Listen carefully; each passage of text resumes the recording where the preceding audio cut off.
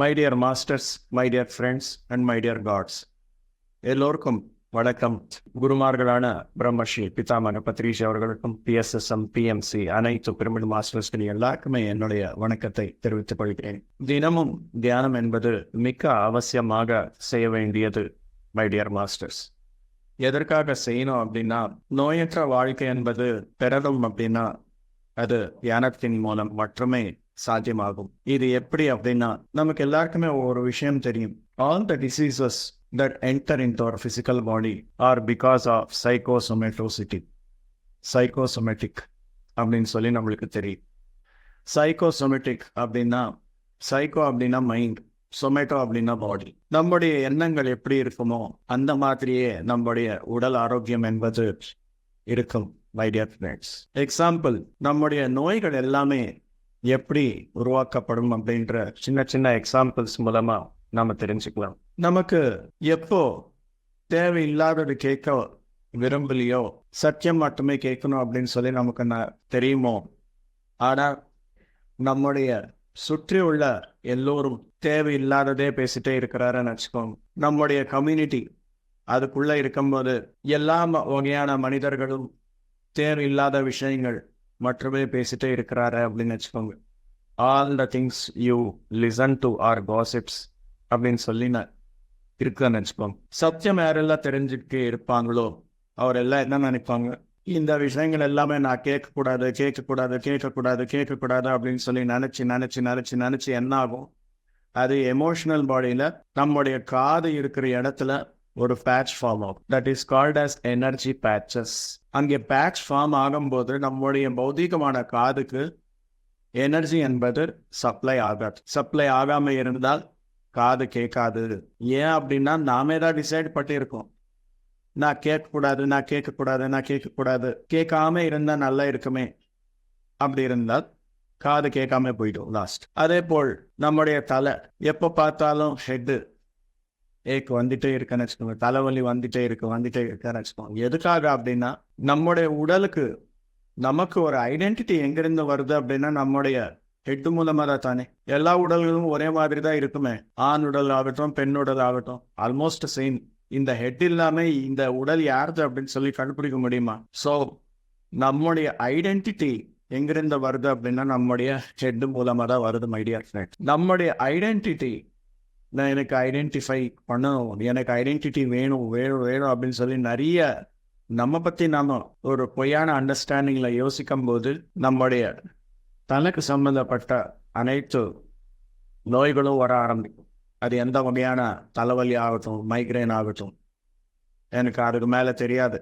தலைக்குள்ள இருக்கிற நோய்கள் எல்லாமே, எல்லா நோய்களும் தலை சம்பந்தப்பட்டது. எதுக்காக வருது அப்படின்னா, when you are too much thinking about your own identity, அப்போ நம்முடைய தலைக்கு சம்பந்தப்பட்ட நோய்கள் எல்லாமே அட்ராக்ட் ஆகும். அதே போல் நம்முடைய கண்கள் தேவையில்லாதது பார்க்கக்கூடாது அப்படின்னு சொல்லி முடிவு எடுக்கும்போது, நான் பார்க்கக்கூடாது அப்படின்னு சொல்லி நம்ம நினைக்கும் போது, அந்த கண்ணுக்குள்ள இருக்கும் எனர்ஜி பேட்ச் ஃபார்ம் ஆகும்போது அது சைட் ஆயிடும். சைட் வரும் கண்ணுக்கு. இல்லை இன்னும் ஸ்ட்ராங்கா இருக்கும்போது அந்த பிலீஃப் கண்ணே தெரியாம போயிடும். ஸோ அதே போல் நிறைய பெயின் ஏதாவது வாங்கிட்டே இருக்கோம்னு வச்சுக்கோங்க. சுற்றி உள்ள நிறைய பேருடைய பேச்சாகட்டும், தேவையில்லாத பேச்சாகட்டும், பொய்யான பேச்சாகட்டும், யூஸ்லெஸ் டாக் ஆகட்டும், இதன் மூலமா நாம எமோஷனல் டிஸ்டர்பன்ஸ் கிரியேட் ஆகி நிறைய ரிசென்ட்மெண்ட்டுக்கு ஃபீல் ஆகிட்டே இருக்கோம்னு வச்சுக்கோங்க. ரிசென்ட்மெண்ட் அப்படின்னா எக்ஸ்ட்ரீம் பெயின். எந்த நேரத்தில் நீங்க கேட்டாலும் அதே எண்ணங்களே இருக்கும். அவங்க எனக்கு கஷ்டம் கொடுக்குறாரே, சோகம் கொடுக்குறாங்களே, துன்பம் கொடுக்குறாங்களே அப்படின்னு சொல்லி நினைக்கும் போது நம்ம வாழ்க்கையில முன்னேற்றம் என்பது அடைய முடியாது. முன்னேற்றம் என்பது அடையணும் அப்படின்னா எங்கிருந்த வரணும், நம்ம நடக்கணும் இல்லையா? நடக்கணும் அப்படின்னா ஜாயின்ஸ் எல்லாமே மூவ் ஆகணுமா இல்லையா?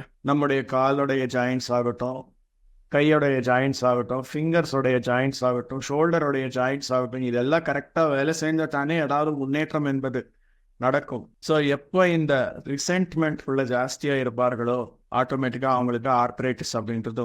சிமிலர்லி, நான் தப்பு பண்ணிட்டேன் அப்படின்னு சொல்லி ஒரு அபராத பாவத்திற்குள்ள இருக்காங்கன்னு வச்சுக்கோங்க.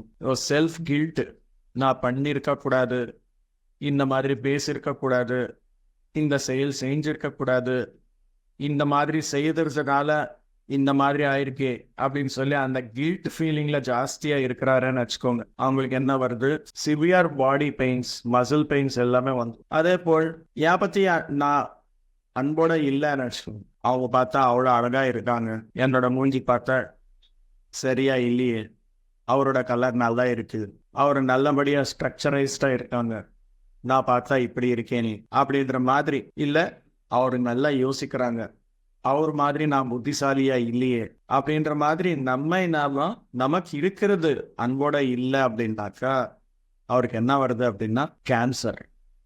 அது எந்த வகையான கேன்சர் ஆனாலும் சரி, கேன்சர் வருது அப்படின்னா you are not loving yourself. Self hatred யாருக்கு ஜாஸ்தியா இருக்குமோ they will be more prone to cancer attack, my dear friends.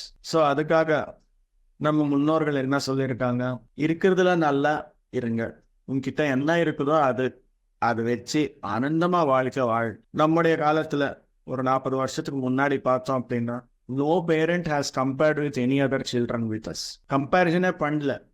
ஒருத்தருக்கு ஃபர்ஸ்ட் ரேங்க் வந்திருக்கு அப்படின்னா அது ஸ்கூல்லையே இருக்குமே அந்த எண்ணம். வீட்டுக்கு வந்ததுக்கு அப்புறம் அப்பா அம்மா அன்பு இவ்வளோதான் நான் பார்த்துருக்கேன். ஆனால் இன்றைய காலகட்டத்தில் எவ்வளோ கம்பேரிசன் பண்ணுறேன், அவ பார்த்தா நல்லா இருக்கான், இவ பார்த்தா நல்லா இருக்கான், நீ மட்டும் என்ன அப்படின்னு சொல்லி. ஸோ அந்த கம்பேரிசன் நமக்குள்ள நாம கொண்டு வரக்கூடாது. ஸோ இருக்கிறதுல ஆனந்தமா இருக்கணும். எப்படி அப்படின்னா understand that you are an unique human being on this planet who has game for experiencing the divinity, spirituality அப்படின்ற விஷயம் நாம தெரிஞ்சுக்கிட்டால் உங்களுக்கு எல்லாமே புரிய வருது. கர்மா அப்படின்னா என்ன வருது, எதுக்காக இந்த உலகத்திற்கு வந்தேன் அப்படின்ற விஷயங்கள் எல்லாமே தெரியும் போது you will stay always positive. Naturally உங்களோட எண்ணங்கள் எல்லாமே பாசிட்டிவா இருக்கும். தேவையற்ற எண்ணங்கள் வராது. நீ எதற்காக வந்திருக்கிறீங்களோ அது மட்டுமே உங்க மைண்ட்ல ஓடும். அந்த மாதிரி இருந்தால் ஆட்டோமேட்டிக்கா நோயற்ற வாழ்க்கை என்பது வருது, மை டியர் ஃப்ரெண்ட்ஸ். இந்த விஷயங்கள் எல்லாமே தெரியணும் அப்படின்னா ஆன்ம ஞானம் என்பது மிக முக்கியம். அந்த ஆன்ம ஞானம் என்பது பெறணும் அப்படின்னா அதற்கு வெறும் ஒரே ஒரு வழி. அது என்ன அப்படின்னா தியானம், புத்தக படிப்புதல், சத் சங்கம். இந்த 3 வழி. இதற்கு மேல ஒரு வழி கூட இல்லை, மை டியர் ஃப்ரெண்ட்ஸ். அதற்காக பிரம்மர்ஷி பிதாமக பத்ரிஜி அவர்கள் நமக்கு சுலபமா புரிய வைக்கணும் அப்படின்னு சொல்லி தினமும் புத்தகம் படிங்க, தினமும் தியானம் பண்ணுங்க, தினமும் யாருக்கும் ஒருத்தருக்கு உங்க பக்கத்துல யாரெல்லாம் இருக்கிறாங்களோ அவங்க கிட்ட உங்களுடைய அனுபவம் ஷேர் பண்ணி இந்த அளவுக்கு நம்ம பண்ணாக்க தியானத்தின் மூலம் ஆற்றல், புத்தக படிப்புதல் மூலம் ஞானம், அனுபவம் பகிர்ந்துக்கிறதுனால் நம்முடைய கான்சியஸ்னஸ் எக்ஸ்பான்ஷன். அவ்வளவுதான் my dear friends. Thank you masters. எல்லோருக்கும் வணக்கம். யாராச்சும் அனுபவம் பகிர்ந்துக்க விரும்பினால் ஹேண்ட் ரைஸ் பண்ணுங்க மாஸ்டர்ஸ். Thank you masters. எல்லாருக்குமே நன்றி.